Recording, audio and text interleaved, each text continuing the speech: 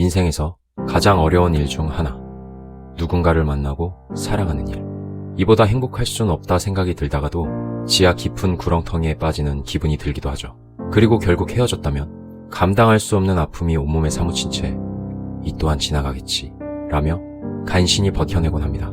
저 또한 처음 이별이라는 것을 겪었을 때 아무것도 손에 잡히지 않았고 하루에 몇 번씩 깊은 수렁에 들어갔다 나오면서 아주 처절하게 지냈던 것 같습니다. 그리고 다짐했어요. 다시는 이따위 것을 겪지 않을. 그리고 7번의 이별을 경험합니다. 그때마다 이런 사람은 만나지 말아야지. 이건 내가 잘못했구나. 다음엔 이렇게 해야지. 이런 후회와 다짐을 반복했죠. 그러다 저는 헤어지지 않는 관계를 위한 한 가지 중요한 조건을 깨닫게 됩니다.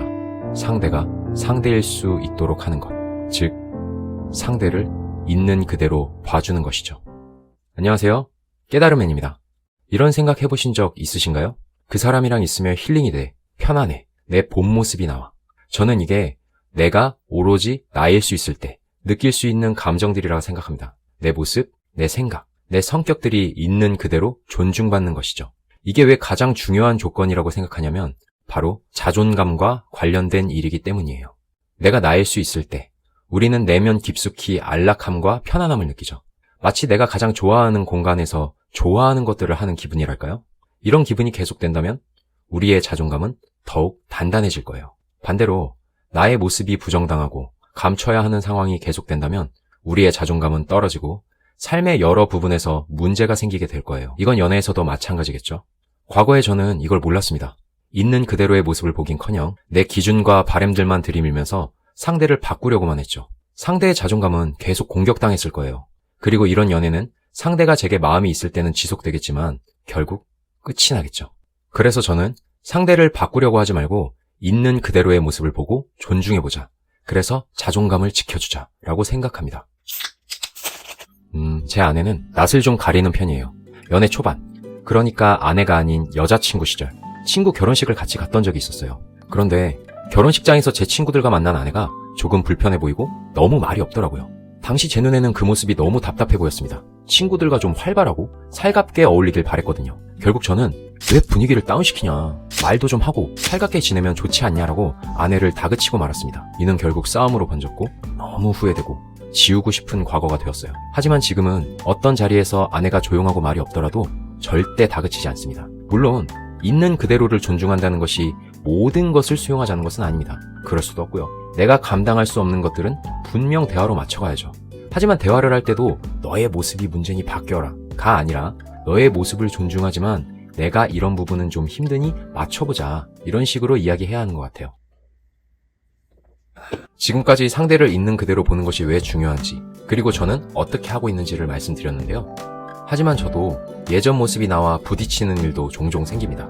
그래서 저는 그런 걸 조금이라도 줄이고 행동으로 옮기기 수월하도록 저만의 3가지 방법을 만들고 항상 생각하려 하고 있습니다. 첫 번째, 상대를 다 안다고 생각하지 말기. 상대를 있는 그대로 보기 위해선 상대를 알아야 하죠.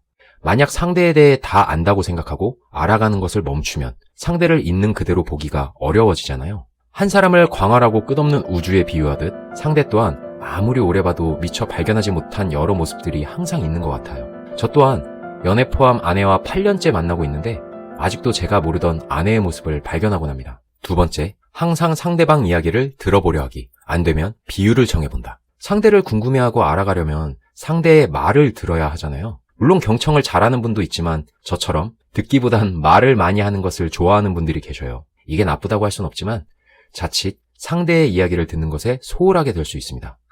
저는 갑자기 말을 줄이고 상대의 이야기를 듣는 게 쉽지가 않더라고요. 그래서 MC처럼 대화의 비율을 정해봤습니다. 예를 들어 오늘은 내가 8 말하고 2 들어주기. 잘 되면 7대3으로 늘려보자. 뭐 이런 식으로요. 세 번째, 50대 50이라 생각하지 않기.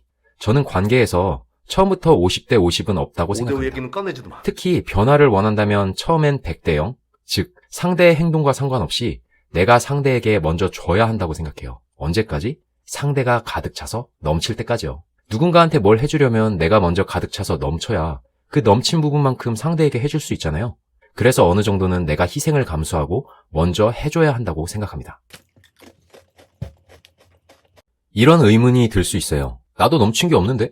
나도 부족한데? 그럴 수 있습니다. 어떤 것이든 내 자존감이 바닥이라면 쉽지 않죠.